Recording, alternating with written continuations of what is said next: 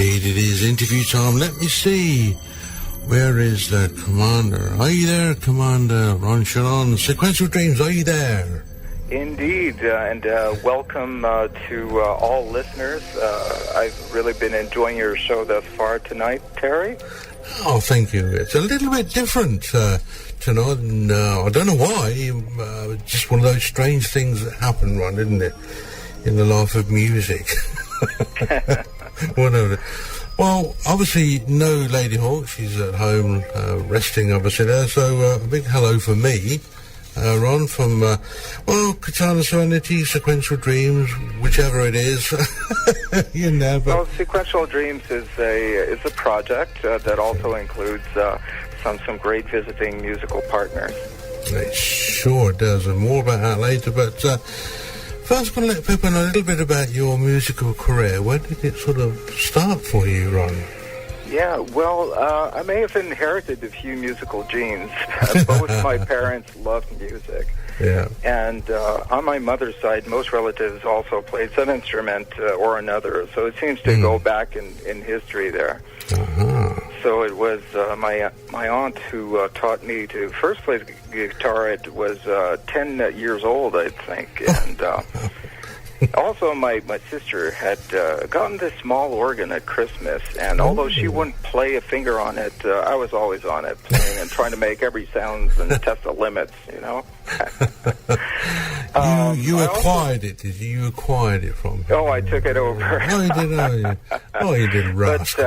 But, I also took musical theory and practice throughout my youth, either at school or private lessons, and, eventually also in college in digital music production at Algonquin College in the Ottawa area, where I currently am a part-time faculty teacher there. So I also teach some people who want to produce their music there. Oh, wow.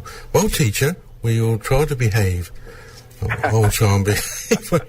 Is there any other part of that your music upbringing you want to elaborate on, or shall we carry on with the question? Just want to make sure that it's your interview. Just to introduce to the audience of where my music is coming from. That's it. I say most of the time I'm one who like to explore new sounds and techniques and compose my own material rather than focus on interpreting others. Now, of course, with memorials to Edgar Furze of Tangerine Dream, that would be a clear exception, of course. Where,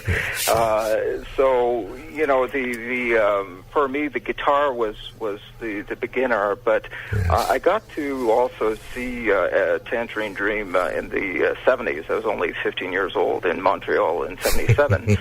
And that, of course, the laser show, the walls of synthesizers, that totally turned me around. And so at that point, I was already trying to build my own pre-MIDI computer to help control the wall of synthesizers I'd amassed at the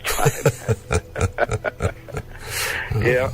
Well, I remember seeing Tangerine Dream for the first time. It was at 75 and 76 in London, and I was blown away. Very strange, because when it was the start of their set, obviously there's a little dramatic beginning, but the guy just walked in, didn't say a word, just sat down, behind their equipment, and then off they went. Only about halfway through did they stand up and wave and say hello, etc. Very strange, but I couldn't believe what I was hearing. And although I'd heard the album, or it would have been a vinyl album then, to actually see them and sort of feel that sort of... I totally get what you're saying there, because it was really, we're all totally pumped up with anticipation as we'd come into what was a very daunting setting there with all those machines and flashing lights and whatnot. But, having gone through that era of complicated modular synthesizers and whatnot, I can understand the kind of setting these guys had to go in. I mean, it would be like launching a moon mission, with all the dials and knobs, and everything could go wrong with those synthesizers. Usually did, and you needed backup plans. So they were no doubt very concentrated in trying to make sure that there was an actual show could go on. Well, no, I couldn't believe the amount of equipment that was there, but they just sat down and I suppose one button, and then off the guys went, you know, and the guitar playing, Edgar, oh, well, you know, it's unbelievable, but it was a magical age, indeed. It was, yeah. Magical age, yeah. And all done very raw as well, wasn't it, to that degree? Yeah, you know, they were really into preparation despite it all. And, of course, they didn't have the digital technology that makes things so simple today. But they prepared so many cut-loop tapes. So, you know, a lot of their backing sounds were, in fact, tapes they'd recorded in studio. And so as opposed to having sequencers in the background, you know, they would play some drums and they would play some various bass lines and whatnot on actual tapes that they run in loops. And so they were very avant-garde in many ways. But, of course, they did play the synthesizers, or they were played by them. Yeah. Magical. Well, I suppose you better get on and talk about the album rather than look back on our Tangerine Dream days. But now, obviously, with the sad death of Leonard Nimoy only a few weeks ago, I kicked off the show with Remembering Spock from your CD or your release, To Seek Out New, etc. You obviously had to do that because poor Spock. I mean, can't believe he's not here anymore. Leonard Nimoy. Oh, it certainly is a shock. You know, Spock seemed timeless. He's that kind of character that just cannot leave the mind of the science fiction fan that grew up in the era we did, Terry. It's not like there were very many shows in science fiction back then, and my God, when Star Trek would come on, and the bright colors, of course, which was new also at the time. I hate to say it ages us a bit. But so when I composed To Seek Out New Life, you know, of course that is a spin on that intro sequence, you know, and to boldly go where no one has gone before. So I certainly pictured, you know, the Enterprise kind of revving up its engines and getting ready to warp into a brand new, strange new land, right? New destination. So Spock influenced my life in a great way because, you know, he really turned me on to computers, if I can say so. And a lot of people say better riddance if I hadn't. But the thing about computers, of course, is my own wall of synthesizers eventually got tamed through sequencers and when MIDI came in. And so certainly, you know, the music and electronic music can, in fact, go well with computers, especially when it comes to producing an album, when you have to tidy everything up and put things together. Okay. Well, I'm going to push up the title track, Legacy, so take a little short breather. Don't go anywhere and just relax for a moment, Ron. Here we go.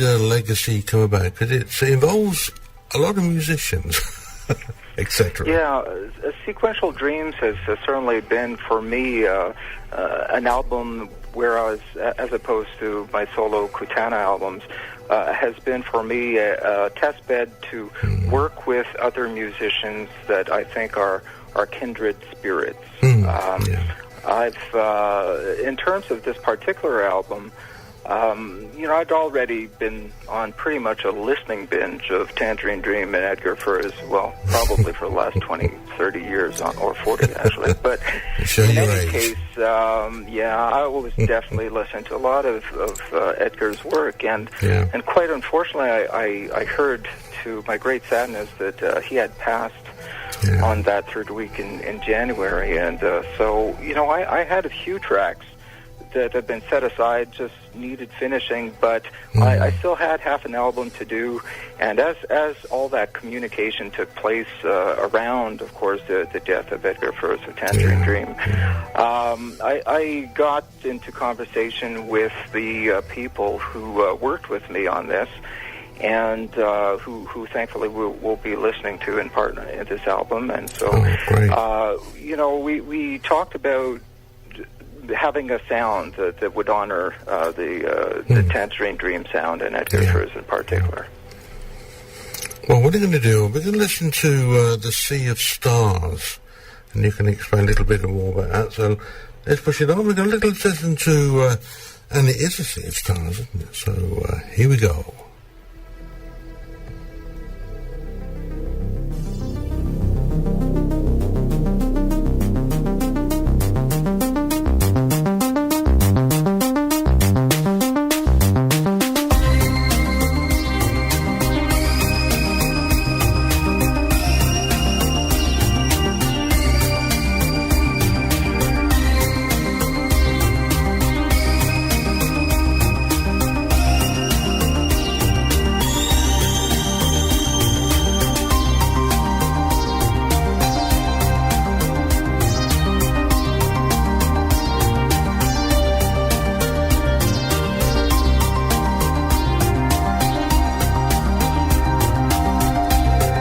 This track features Johan Tronstam. Have I pronounced that correctly-ish?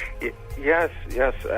Johan is from Finland, where he also produces his own albums, which are great and also fit in what we'd call the new Berlin school genre music, which is this niche that I think we could say we are placed in.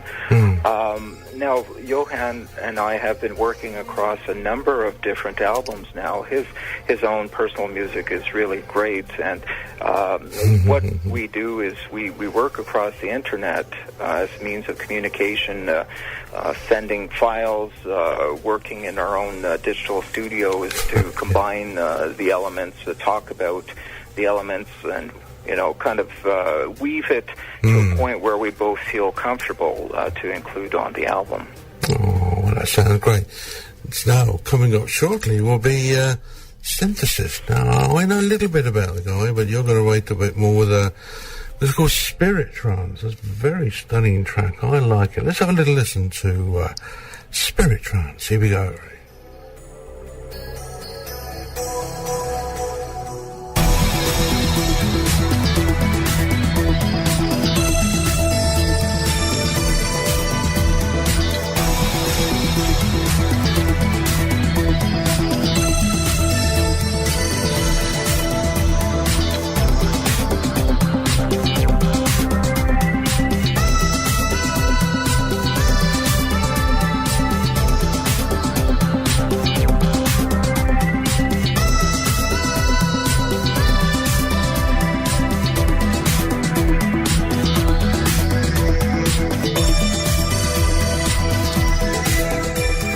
Definite Tangerine Dream there. I can feel it and I can hear it in there.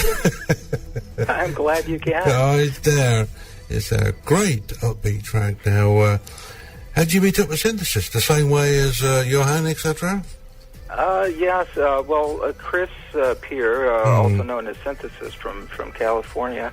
I'd been, the nice thing about Facebook is you get to be in front of a large number of different artists and their music, and I do like to listen to what people put on there and give it a sample. I did like his work as synthesist, and so we already a number of albums and years ago we started working together on some work, and I couldn't imagine not including him on this album. So Chris is an excellent musician who also regularly performs with a rock music ensemble. And when you think about the history of Tangerine Dream in the period we call the TDI area, when Jerome Perez, his son, was part of the band and emerging as electronic rock happening in their music. Well, Chris came to mind, to think about that era and the kind of sound we got for his track. It seems to work. Now, moving on to alto series. A little bit more about that. We're going to push up the music for about a minute or so. So, time to take a short breather while we listen to... I'm not going to say what the name of the track is. Here we go. Hyperspace.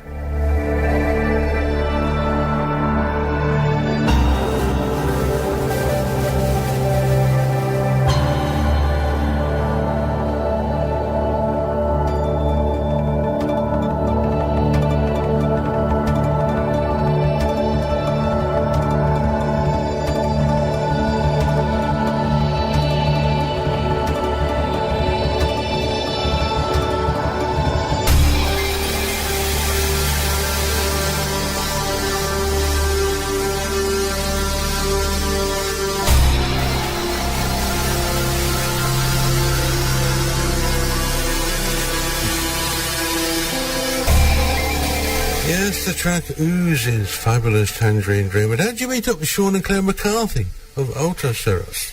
Yes, well, Sean and Claire are newer to the Sequential Dreams. In fact, this Legacy, the last album, is where they now appear, and they are, in fact, people who, in the same way, enjoy the Hawke Friends show, your show. And honestly, that's where I first met Sean. Oh. Yeah, and so, as a side conversation, as we enjoyed listening to the music, and we started talking about the possibility that they might join the album that we had underway. So at the time, they didn't know it would be Edgar Furr's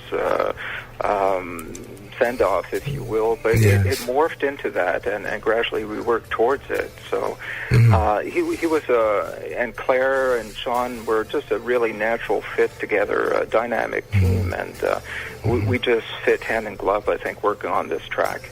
Look, so I got a lot of time for Claire and Sean McCarthy. They're good people, they're good musicians, and Alto Cirrus, a good project. So excellent. 10 out of 10 for that. I'm going to listen to a little bit more. I'm going to a little bit more of it. We're going to spoil Alto Cirrus. Here we go. Okay.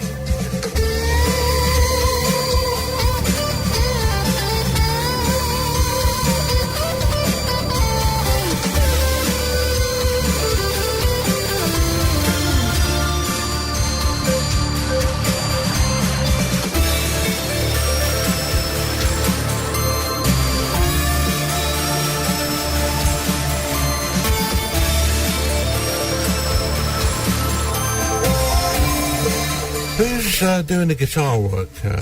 Yeah, so on pretty much all the tracks, I did the guitar work. So we have two basic categories of guitar going on in this track, and also in some others.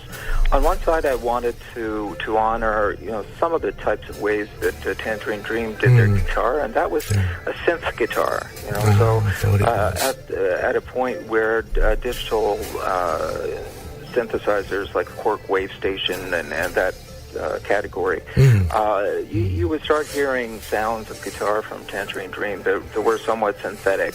But that's not, of course, the only, because we know that Edgar Furr's was an axe man, and he really enjoyed real electric guitar. So you'll have sequences of both the real guitar playing on here and also of a synthesized guitar at different times.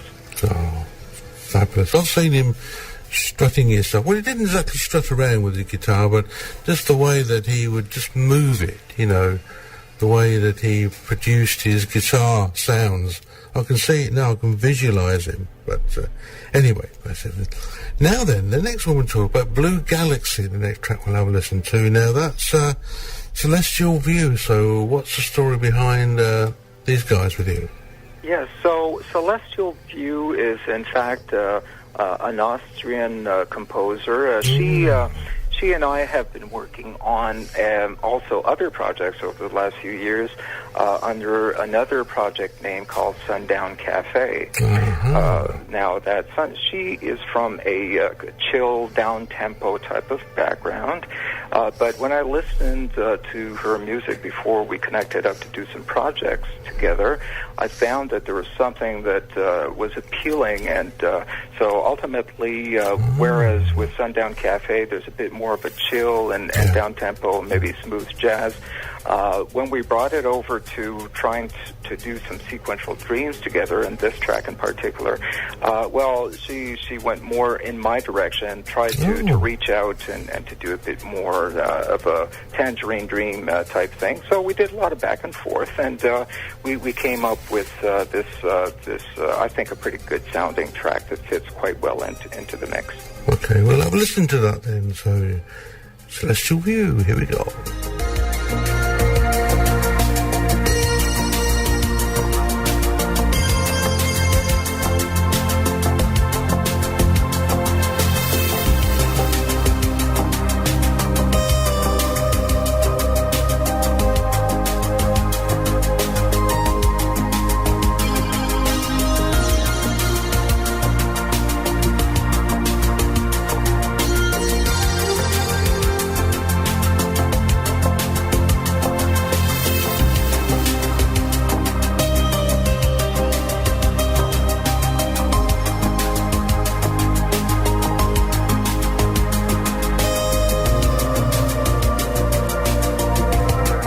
Nice textural sound and quality to this track that somehow you can feel that beat inside you, can't you? Well, at least I can anyway.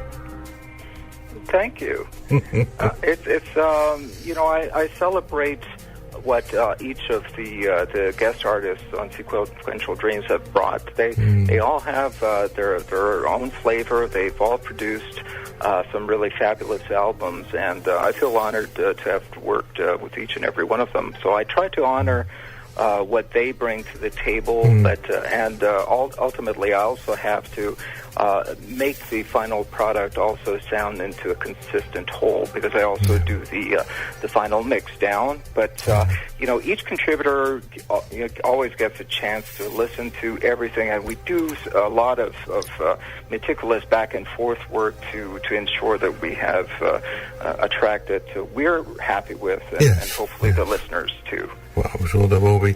Those who are listening, I'm sure they're having a fabulous time. But before we move on to the final two tracks of my selection, where can people find a little bit more about you and the releases, etc., please, Ron? Yes, well, I think the easiest way to get in touch with me, other than if you're on Facebook, just look up Kuutana or Sequential Dreams, is the label website, the record label website which I operate, and that is bordersedge.com. Right. bordersedge.com. All the albums that you will find there, I've had a hand in producing under different project names. I've been producing on average 4 or 5 albums a year for a while, so you'll find a few to listen.